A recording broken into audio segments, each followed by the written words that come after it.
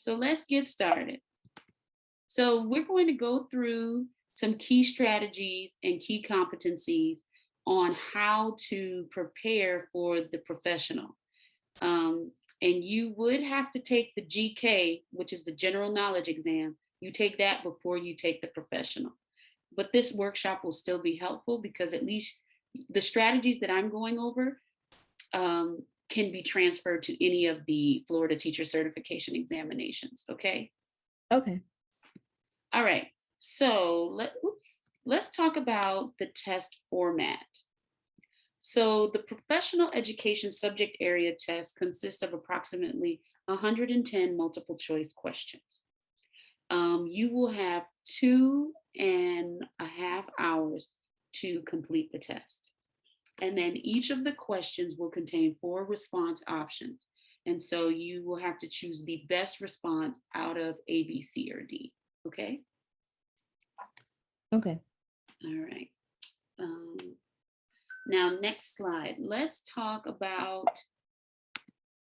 the detailed format, okay? And Ms. Bryant has the PDF of this presentation, and I can also email it to you as well, okay? Okay. All right, just hold on one second as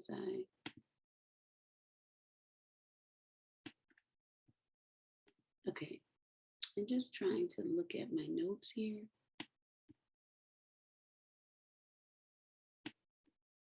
All right, perfect. So in order for you to feel prepared for this test, you're going to spend several weeks preparing.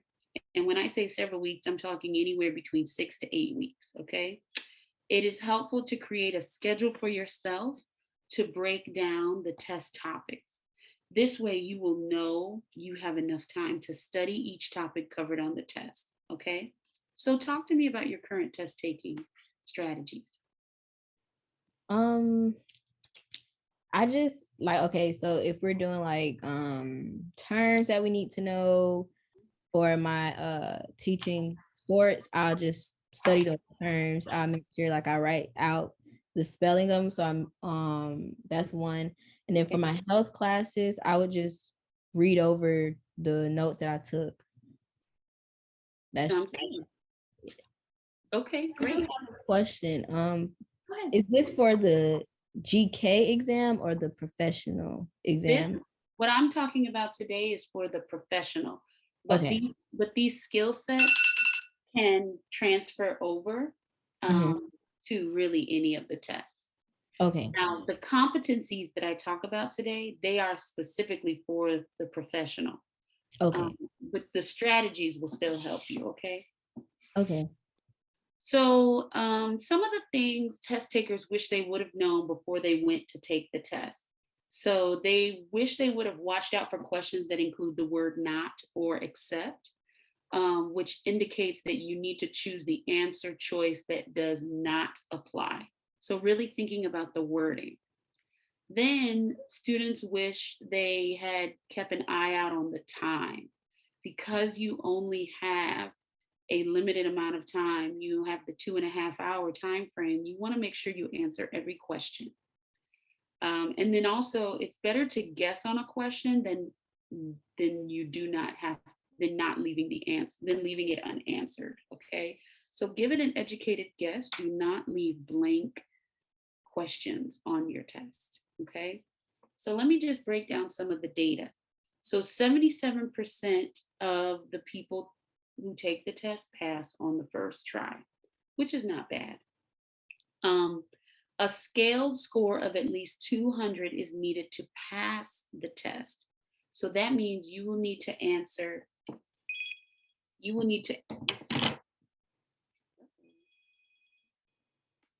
sorry about that. How do I get back? It's okay. Okay, let me go back to sharing.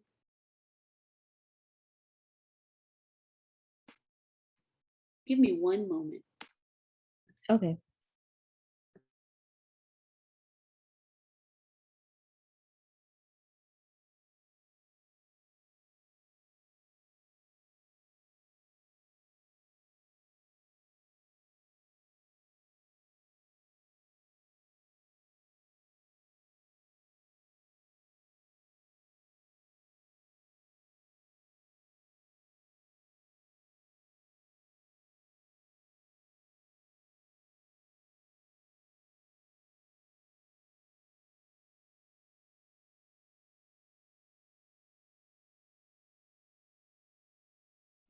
Okay, can you hear me and can you see the screen okay?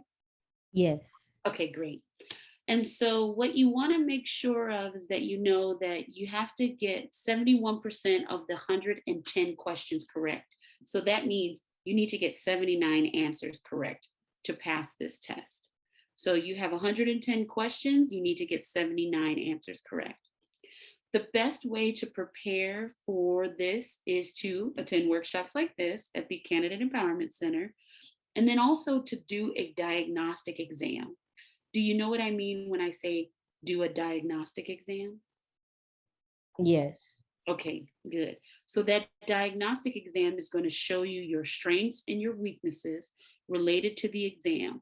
And from there, you're going to gather your study materials, you're going to study, and then you'll do a practice exam. When you do the diagnostic, it's going to tell you exactly what you need to zero in on. Okay.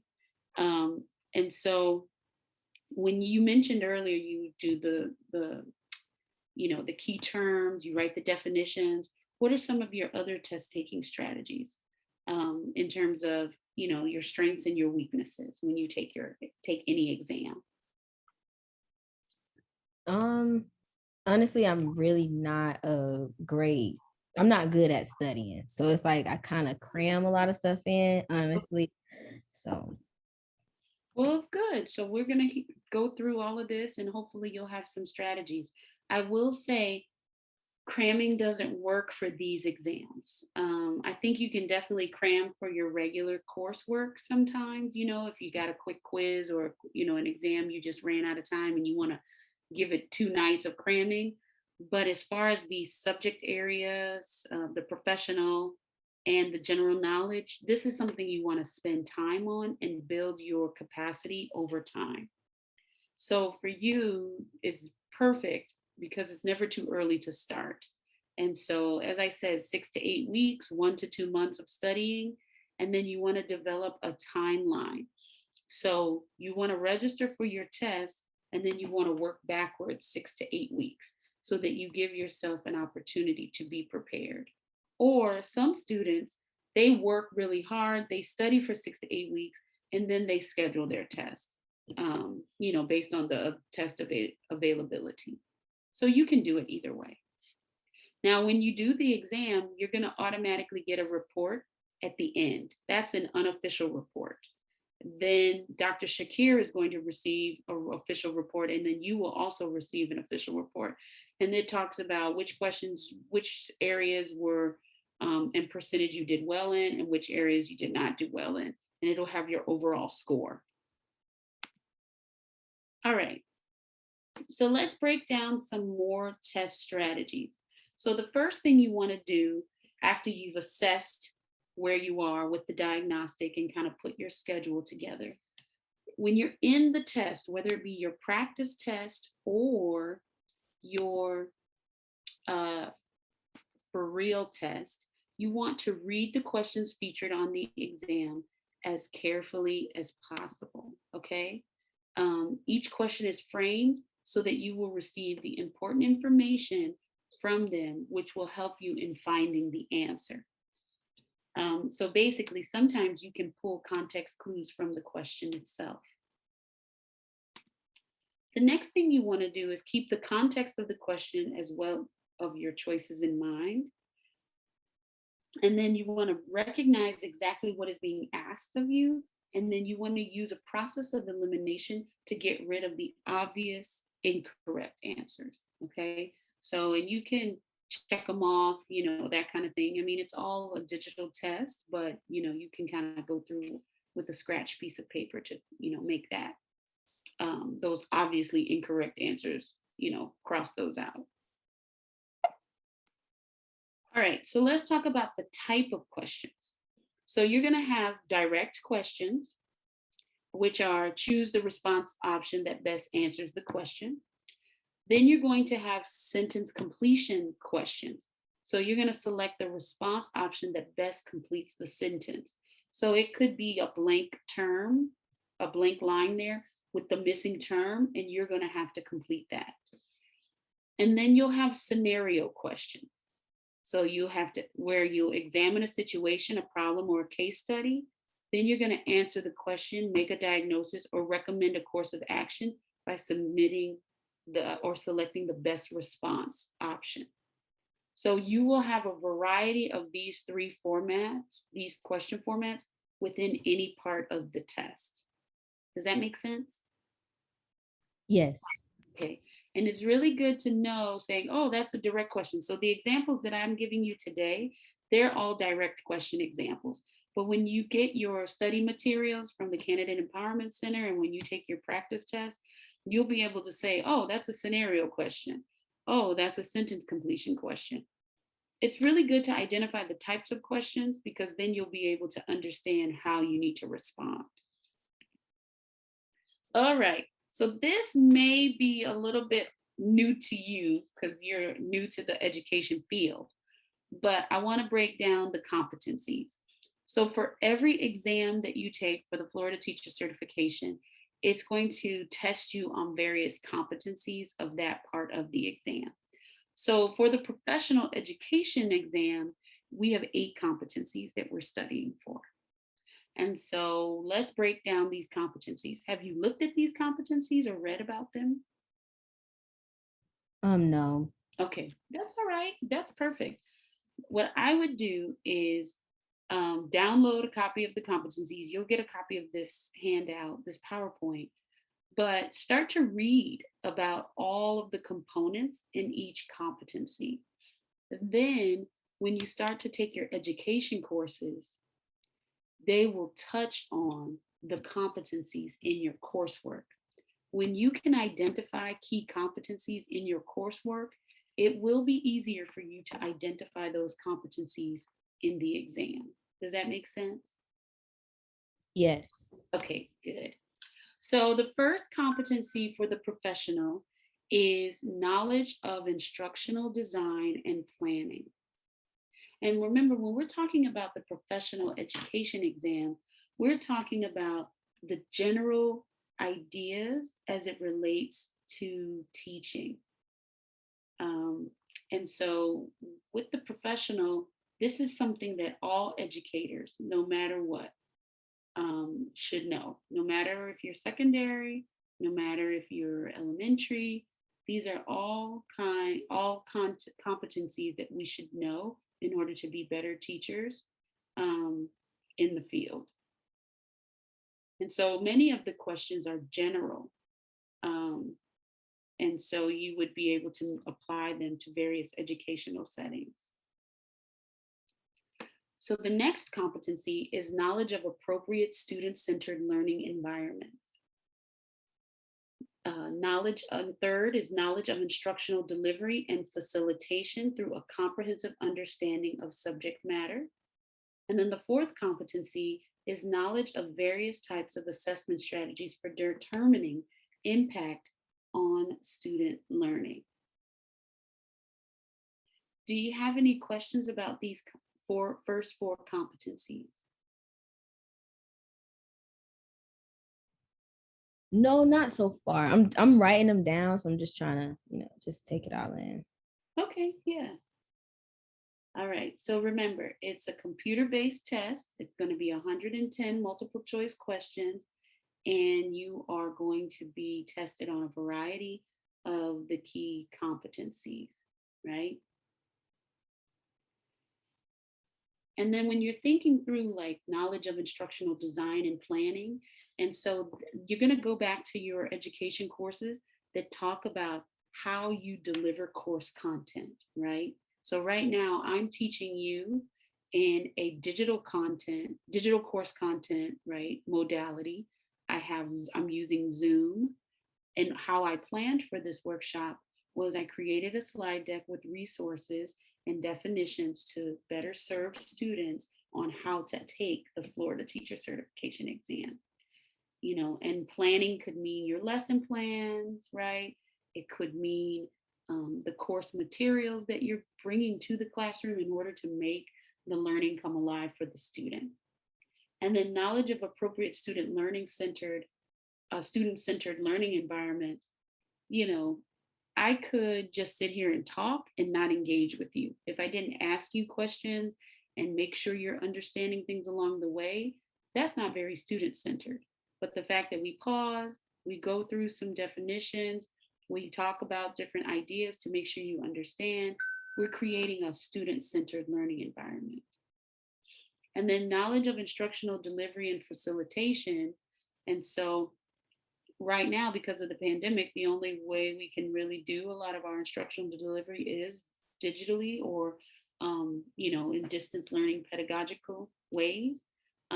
But sometimes I might have to show a documentary. Sometimes I might have to bring in a guest speaker, right? So you're just being knowledgeable of the various instructional delivery and facilitation methods so that the student can understand the subject matter. The subject matter that I'm talking about today is the Florida Teacher Certification exam. So, but for you, it would be graphic design or art or health and physical education. And then the knowledge of various types of assessment strategies for determining impact on student learning. So any kind of assessment, right? So you're doing informal assessment where I ask you, hey, how is this coming along? Are you understanding me? Or you can do some formal assessment. You can give students a quiz, a writing prompt, any kind of way where you are able to determine what students are learning and if they are retaining the information.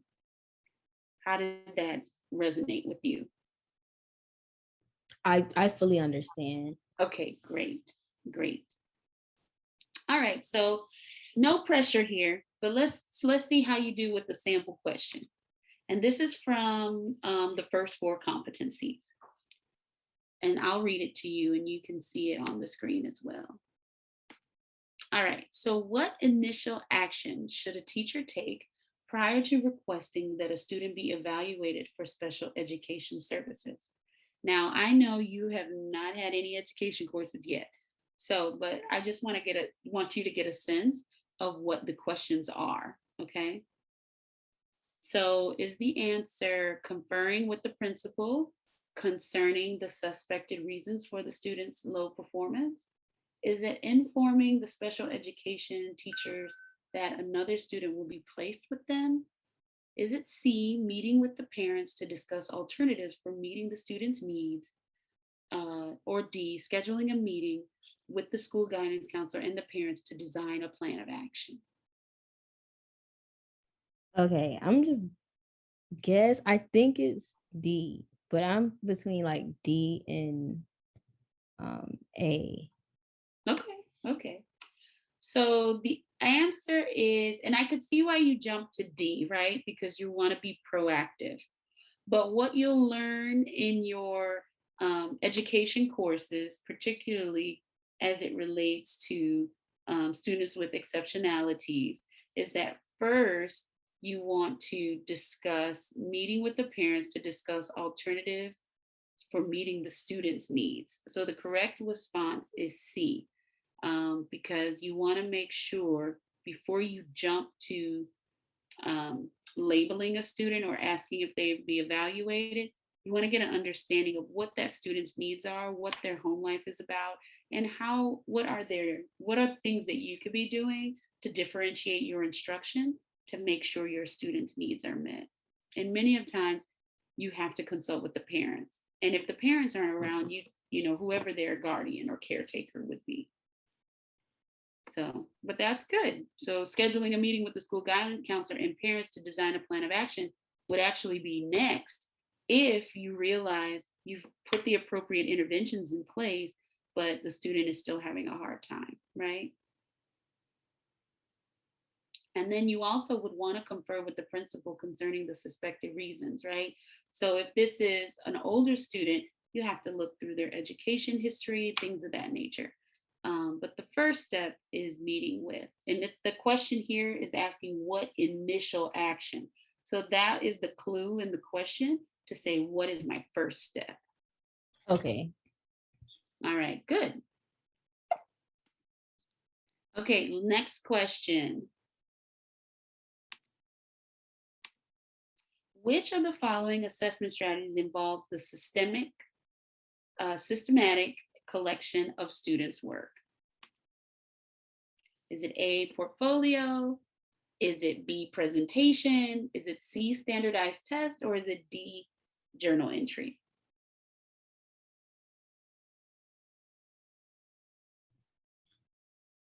Okay, I'm gonna say C because I'm thinking about like when I was like, in like middle school. Mm-hmm. um, I was gonna say A because that's how with graphic communications, that's how they would see our work. But Okay, go with, so two things here. You want to go with your first mind. All right. okay. So you were correct with A. Now let me tell you, so this comes under competencies 1 through 4, which is knowledge of various types of assessment strategies for determining impact on student learning. So you, in your mind, you say, okay, what competency is this? Just to kind of help you center yourself. Okay. Then the next thing, you want to look for the clues in the question. So it says, which of the following assessment strategies, right? So we know this is an assessment question. And then we also know that it's looking for the systematic collection of students' work. Now, a way for you to study this is you would have to make sure you define portfolio, presentation, standardized test, and journal entry. Once you did your flashcards or your notes on the definition of these assessment strategies, because these are all assessment strategies, portfolio is your best answer because it's a systematic collection of student work. Does that make sense? Yes. Yeah. So, and the people in journalism, that's exactly what they do. They don't really go off of a standardized test as to whether you would be good in, news media. They go Mhm. off of a portfolio, whether it be a digital or back in the day, a hard copy portfolio of your Yeah. writing samples, maybe a reel or, a graphic design like mock up of, different campaign or whatever. It's the same kind of thing. And, it's just the whole notion of a portfolio as a systematic collection of students' work. Okay. All right, good job. So does it give you kind of a sense of how the questions are? Yes. Yes, okay, good. All right, let's break down competencies 5 through 8. So, knowledge of relevant continuous professional improvement, knowledge of the principles of professional conduct of the education profession in Florida. So both of these have to do with you as a practitioner. So you need to know what in Florida is available for you to constantly improve yourself as an educator. Then you also need to know what um, are the conduct, right? Rules. What are things that teachers need to be doing in the field in Florida in the field of education to remain licensed? The next one is knowledge of research based practices appropriate for teaching English language learners. Um, you see this more and more across the country. All educators really should have a full understanding of English language learners or English as a second language, right? ESL, ESOL, ELL.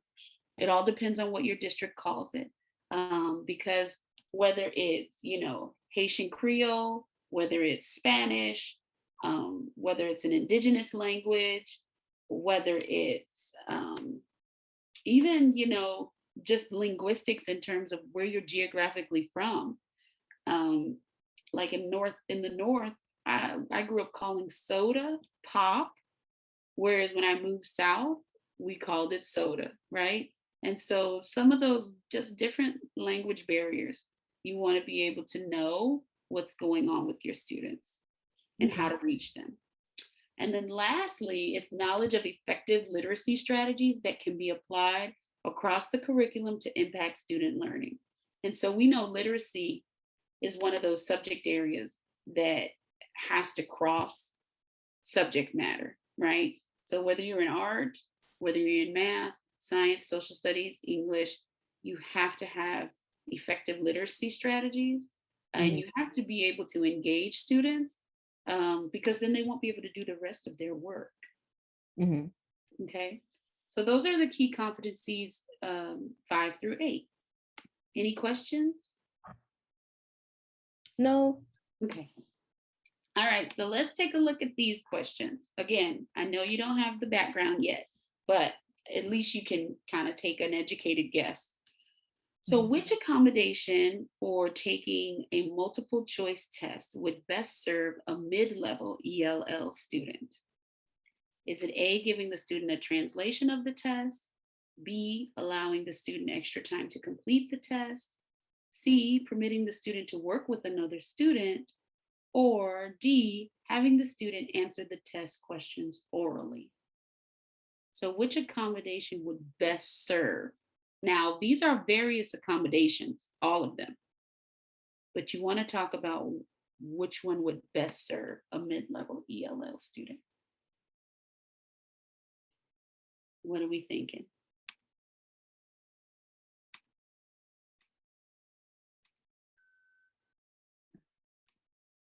I'm gonna say A. Okay. Giving the student a translation of the test. Why did you do that? Um, I just thought that would be like kind of easier for the student. Okay, that's fair enough. So the correct answer is actually allowing B. It's allowing the student extra time to complete the test. Because what you'll find out as you go through your English language learning is that um, you may provide translation of different course content and material to parents and to families, but as they are working on, it depends on your school setting too. If your school has a bilingual mission where they want students to be competent in both their native language as well as English, the English language, then you might have different guidelines. But general education experiences really want to make sure students are proficient in English while still honoring their native language. Does that make sense? Yes. Okay, good. So giving student an extra time to complete the test would be the best accommodation. Now, permitting the student to work with another student, you really won't get a sense of what the student knows. So it would not necessarily get you the assessment that you're looking for. And then having the student answer the test questions orally, that could be definitely a accommodation, but you're also trying to incorporate independent work, especially at your grade level. If you're going to be working with middle school and high school, um, you want to make sure that both the reading proficiency is there, um, as well as the writing proficiency. All right, let's do another sample question. A class has students from various cultural backgrounds. The teacher notices that students of like cultures are exhibiting similar skills and knowledge that differ from students of other cultures. This could be due to the impact of cultural knowledge on A, language, B, habits, C, transfer, or D, interactions. This one is really difficult because you have to know what ELL research says about this, but give it a try.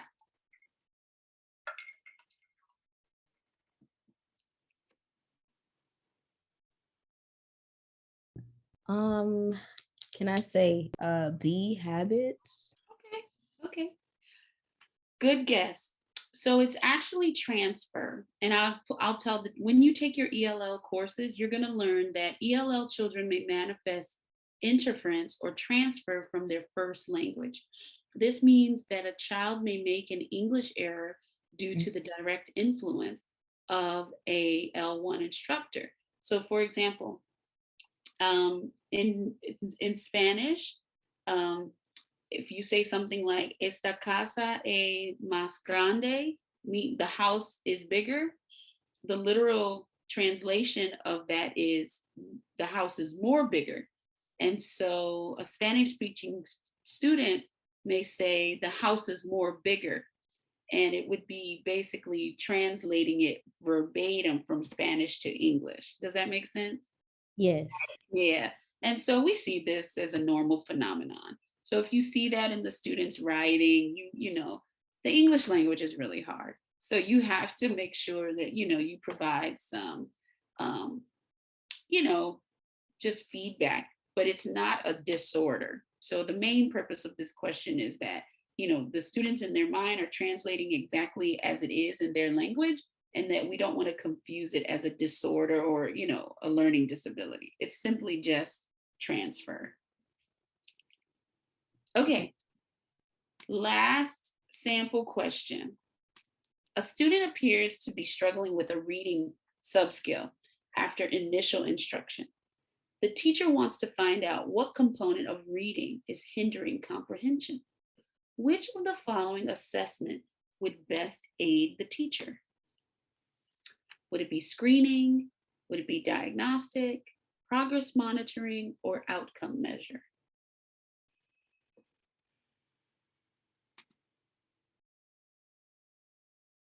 Okay, I'm gonna say B, because I really don't know what screening is. Okay, good, excellent, excellent. You are correct. And this goes back to exactly what we said about how you prepare for your test. Okay, so we said we want to make sure that we go through a diagnostic so that we know exactly what you need to work on. All right. And when the students do screenings, essentially, it's the teacher sitting there with certain like a checklist, making sure that they might know their consonant vowel sounds, or you're doing a screening just to see, okay, where are the students? It's a quick in understanding of where the students are. A diagnostic is a full understanding of what's happening. Progress monitoring is you're going to monitor the student over time. So looking at their assignments, looking at the different learning objectives to your lesson, and seeing how they are demonstrating mastery for those different learning objectives. And then outcome measures is, just looking at the material over the course of, the process and measuring those outcomes. And that's usually what a standardized test is. So you did great. Which of the following assessments would best aid the teacher? You always want to start off with a diagnostic, because you don't want to assume that you know the problem when the student needs to be able to, either through the questions that they're getting wrong or the questions that they're getting right through a diagnostic, they can articulate truly how to support the student. All right, so we're starting to wrap this up. So one of the things that would be really helpful for you is to reflect on your coursework. And I don't know, I'm going to stop sharing here and see if this link will come up. And I'm going to drop it in the chat for you.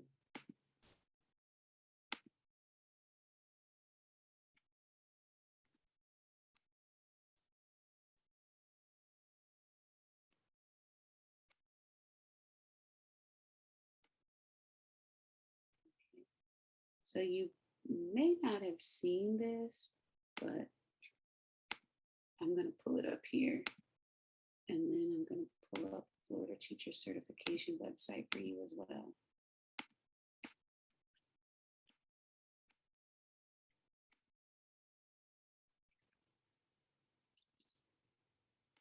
Okay, so let me go back to sharing my screen. Okay, so what you have here is, this is the elementary, but you will have it for secondary based on your degree. Okay, so what I would recommend you do is get a copy of this for the degree, whether it be art or whether it be health and physical education. This is going to tell you exactly what courses you need, right? And so this is for an elementary education K6 with a reading endorsement. And so you see all of the different literature courses, and then you see the field clinical teaching, orientation to teaching young children. You have technology for education. You have all of these different courses that are going to lead you to the degree. So that would be my first thing, is to reflect on your coursework. You want to make sure every single course that you take in the College of Education, you understand what you're getting out of that course so that it can help you for the taking all of the exams you have to take to be credentialed in education. Does that make sense? Yes. Okay, great. Then you want to go to this website, Florida Teacher Certification Examination. And I can tell that you're already ahead of the game because the fact that you signed up for this workshop and that you're here and you haven't even started taking courses yet, at least you're saying to yourself, hey, I need to know what kind of tests I need to take so I can get certified. Mhm. And I think that's brilliant. That's absolutely outstanding. So good for you, because it's gonna, you'll probably sit in through a bunch of these different workshops, but now the test and the components of the test are not new to you. Okay. Okay. So what you'll see is you'll see here, you click on tests, and then you'll see, you know, here's the general knowledge, here's the professional education, and then here are your subject areas. Okay. Okay. So if you do go the art route, you will have to take that. If you do go the physical education route, you have your health here or your physical education here. Okay. Okay. So you have really three exams to prepare for: general knowledge, the professional, and then the subject area. Okay. Usually, the subject area comes after you finished your coursework. Okay. So, um, And the all of these tests have to be finished before you do student teaching, is my understanding, but don't quote me on that. okay. Okay. I just wanted to, so these are like three different tests at three different times, not really like one day of just testing. Yeah, no, not just one day of testing. So Okay. so you'll start with studying for the GK Okay. and you'll get all that together. Then you'll take a break, you'll take some more courses, then you'll start studying for the professional. Okay. Then you take a break, you start, and then you'll go through all of your coursework. So this one, if you call yourself an art teacher, you really got to know all there is about art, Mhm. right? And it's going to break it down for you. And then, you want to do physical education, it's going to break it down for you as well. All the components of what you need to know. Okay. Okay.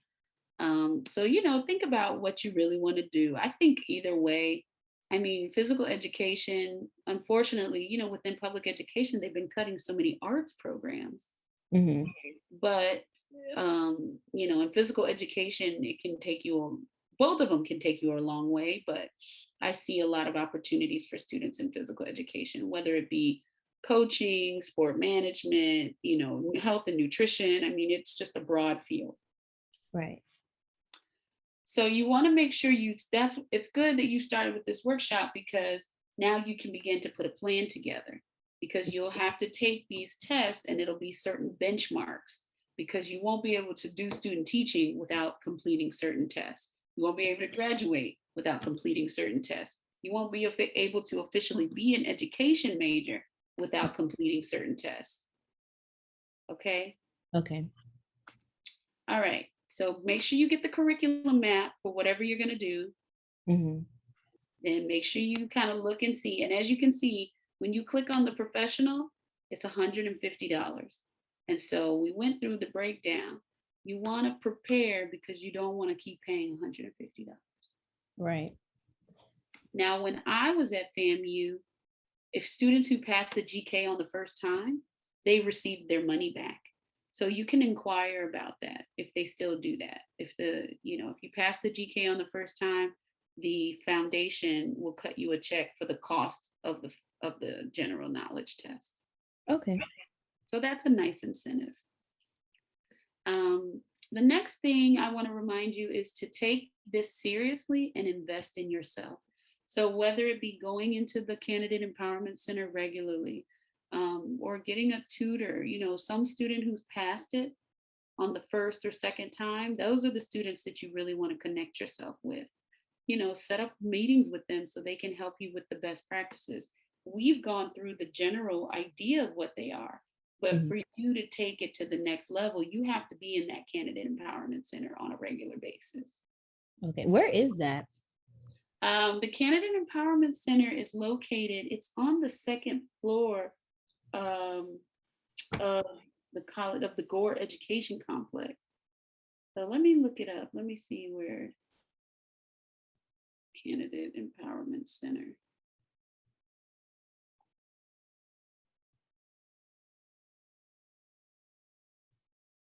I'll give you the exact address.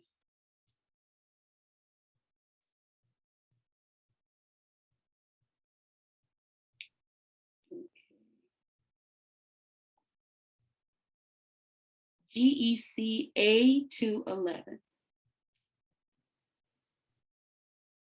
Okay.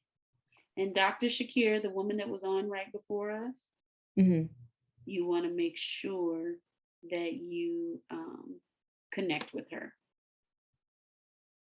Okay. Yeah.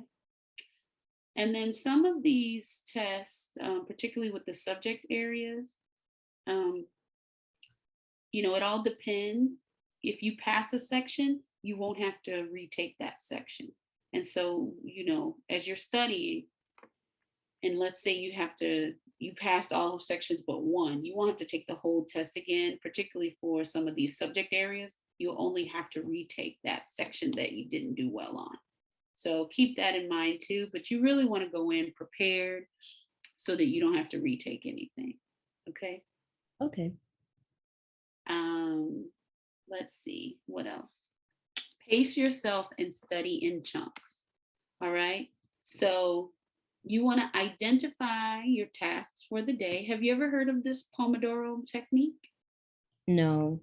Okay, so this I took a class many, many years ago called Learning in the Brain. So the way our brain works is that we really can't take more than chunks of information and process it at a time. So when people say, oh, I was studying for 10 hours, it's really not real, right? Because you can't possibly retain everything and study for 10 hours. You have to chunk the material. So you want to identify your task for the day. Then you want to set a timer. And then you want to work within the duration of the timer. And then take a break. And then after every fourth break, you want to take a longer break. All right, because you're giving your brain an opportunity to retain the information. And then you also want to reward yourself. So if you do two 25-minute study sessions with a 5-minute break in between, reward yourself with, hey, I'm going to go scroll on Instagram, or hey, I'm going to go outside and take a walk around the block. Because what it does is it builds your brain's capacity to retain more information. So I would definitely do the Pomodoro technique. And then, because then you're just not sitting there letting your mind wander. You got 25 minutes on the timer. You're going to get through this section of the test and you're going to remember it as best you can. Okay? Okay. And this technique you can use with any of your studying, right? It could be with your coursework. It doesn't just have to be with your subject area, professional or general knowledge exams for the Florida Teacher Certification exam. You can do this with any of your studying in terms of the Pomodoro method and many of the techniques we discussed. Okay. Thank you. Welcome. Take good care.